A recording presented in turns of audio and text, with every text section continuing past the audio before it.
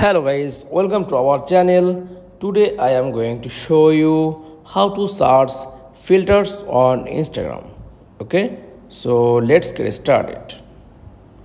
Then first of all click on Instagram app.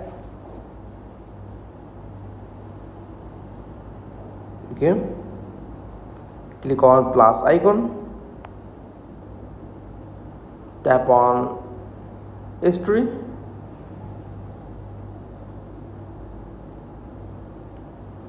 then click image. Okay, tap on filter option, then swipe left,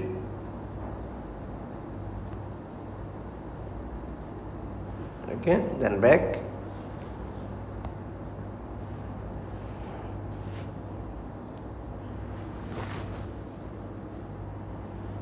swipe left, then search option, then click,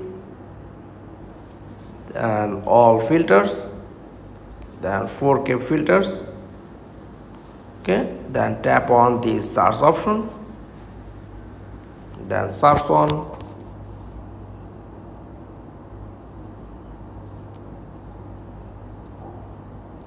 zoom. Okay, then zooming, then all zooming.